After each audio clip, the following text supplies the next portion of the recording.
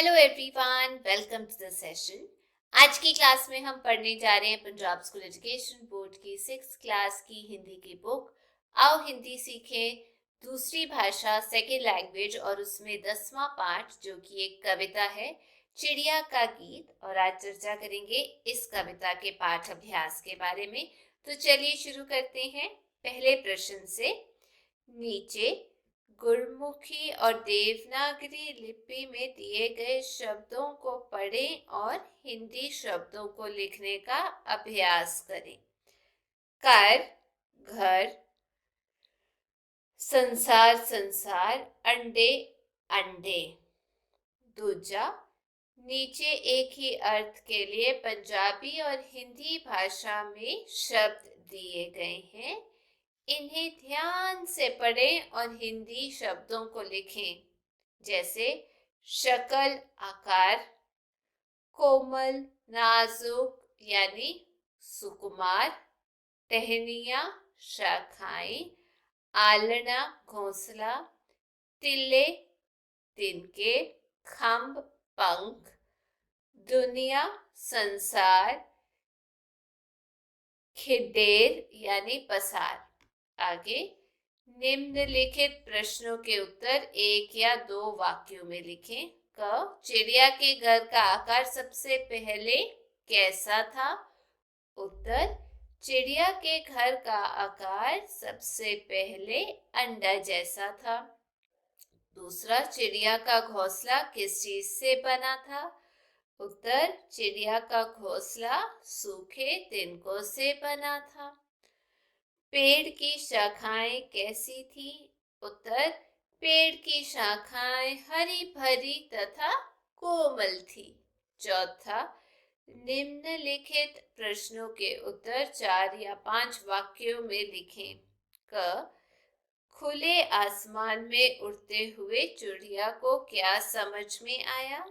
उत्तर, खुले आसमान में उड़ते हुए चिड़िया को समझ में आया कि यह संसार बहुत बड़ा है। यह संसार उसके अंडे जितना या छोटे से घोंसले जितना ही नहीं है, बल्कि इसका तो कोई और छोर ही नहीं है। ख, प्रस्तुत कविता में कवि ने अंडा, घोंसला, शाखा और आसमान द्वारा चिड़िया के ज्ञान की निरंतर प्रगति दिखाई है। क्या आपको भी छठी कक्षा तक पहुंचते पहुंचते कोई प्रगति अपने आप में दिखाई दे रही है? यदि हाँ, तो अपनी प्रगति अपनी भाषा में लिखें। उत्तर, छठी कक्षा तक आते आते हमें भी अपने आप में प्रगति दिखाई दी है। इससे पहले मैं जब 5वीं में था तो पेंसिल से काम करता पढ़ता था। अब छठी कक्षा में आकर हमें लगता है कि हम बहुत बड़े हो गए हैं, क्योंकि अब हम पेन से काम करते हैं। 5वां, कविता की पंक्तियां पूरी करें। जैसे यहाँ मैंने लिखा है उत्तर, फिर मेरा घर बना घोंसला सूखे तिनकों से तैयार। वैसे ख, आखिर जब मैं आसमान में उड़ी दूर तक पंख पसार, तभी समझ में मेरी आया बहुत बड़ा ये संसार। आगे चिड़िया के घोंसले में से चुनकर पर्यायवाची शब्द लिखें। जैसे घर का गृह या आले। संसार की जगह हम लिख सकते हैं जग या जगत। घोंसले की जगह नीड़ या घरौंदा। सुकुमार मतलब कोमल, मृदु। शाखा टहनी या डाली। आसमान नभ या गगन। आगे 7वां, विपरीत शब्दों का मिलान करें। मैंने उत्तर लिखा है। जैसे सूखे का विपरीत गीले, सुकुमार कठोर, पहले बाद में, दूर का पास, हरी भरी का सूखी, बड़ा का छोटा। 8वां, सुकुमार शब्द में कुमार शब्द के आगे शब्दांश लगा है। इसी प्रकार सु लगाकर नए शब्द बनाए। यहाँ मैंने बनाए जैसे सु प्लस पुत्र, उसका आ जाएगा सुपुत्र। सु प्लस पुत्री सुपुत्री। सु प्लस गंध सुगंध। सु प्लस कोमल सुकोमल। सु प्लस कर्म सुकर्म। सु प्लस नयन सुनैन। 9वां, कविता में मैं सर्वनाम के 4 रूप आए हैं। इसी प्रकार अन्य सर्वनाम के रूप लिखें। जैसे मैं मेरा मेरी मेरे, हम हमारा हमारी हमारे, तू तेरा तेरी तेरे, तुम तुम्हारा तुम्हारी तुम्हारे।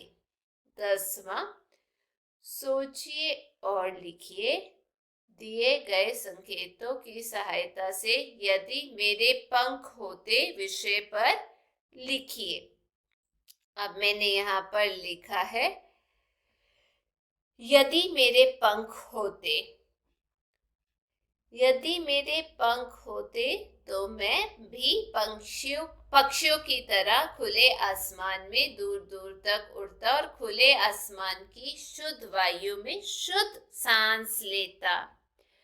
पंख होते तो उड़ता जाता और बिना किसी वाहन के दूर दूर तक घूमता रहता। आकाश में उड़ते हुए प्राकृतिक सौंदर्य को निहारता और बागों में जाकर मीठे मीठे फल खाता। आकाश में धरती की तरह कोई वाहन भी ना होता, ना ही दुर्घटना का कोई भय रहता। सच में यदि मेरे पंख होते तो कितना मजा आता। आगे जानिए। विद्यार्थियों, हमारी तरह पक्षी भी अपना घर बनाते हैं जिसे हम घोंसला कहते हैं। इन्हीं घोंसलों में पक्षी अंडे देते हैं। अंडों से निकले चूजे यहीं पलकर बड़े होते हैं। विभिन्न पौधों की पत्तियों, घास या छोटे छोटे कंकरों से साधारण घोंसला बनाया जाता है। अधिकतर पक्षी इसी तरह का घोंसला बनाते हैं। कुछ घोंसले कप के आकार के होते हैं। इसे बनाने में पक्षियों को अधिक मेहनत करनी पड़ती है। इनमें अंडे और नन्हे पक्षी अधिक सुरक्षित रहते हैं। वुडस्टार आदि इसी तरह के घोंसलों में रहना पसंद करते हैं। पक्षी पेड़ों की शाखाओं में छेद करके भी घोंसला बनाते हैं, जैसे कटफोड़ा आदि। इन घोंसलों को कोटर कहते हैं। कुछ पक्षी घोंसला बनाने में कीचड़ का भी इस्तेमाल करते हैं। घास को कीचड़ के साथ सुखाने पर एक तरह से मजबूत ईंट सी बन जाती है। कुछ पक्षी ऐसे भी होते हैं जो घोंसला नहीं बनाते, जैसे उल्लू। ठीक है, आगे बहुविकल्पीय प्रश्न। पहला, चिड़िया के घर का आकार कैसा था? क अंडे जैसा, ख मंडे जैसा, ग छतरी जैसा, घ मीनार जैसा। उत्तर क अंडे जैसा। दूसरा, चिड़िया का घोंसला किससे बना था? क लकड़ी से, ख सूखे तिनकों से, ग शाखा से, घ छतरी से। उत्तर ख सूखे तिनकों से। तीसरा, पेड़ की शाखाएं कैसी थी? कोमल, हरी भरी और कोमल, या सूखी? उत्तर है हरी भरी और कोमल। चौथा प्रश्न, निम्नलिखित में से कौन सा शब्द घर का पर्यायवाची है? क गृह, ख देवालय, ग मंदिर, ख देव। उत्तर क ग्रह। पांचवा, निम्नलिखित में से कौन सा शब्द शाखा का पर्याय है? क घर, ख संसार, ग डाली, ख नभ। उत्तर ग डाली। छेवा, निम्नलिखित में से कौन सा शब्द आसमान का पर्याय है? क गगन, ख रमन, ग अमन, घ भुवन। उत्तर क गगन। सातवां, निम्नलिखित में से कौन सा शब्द पेड़ का पर्यायवाची है?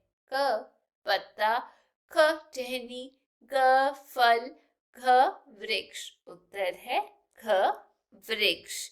तो ये थी इस कविता का अभ्यास। यदि आप लोगों को पसंद आया, समझ आया, तो वीडियो को लाइक शेयर सब्सक्राइब जरूर कीजिएगा। हम फिर मिलेंगे। Till then take care, bye bye.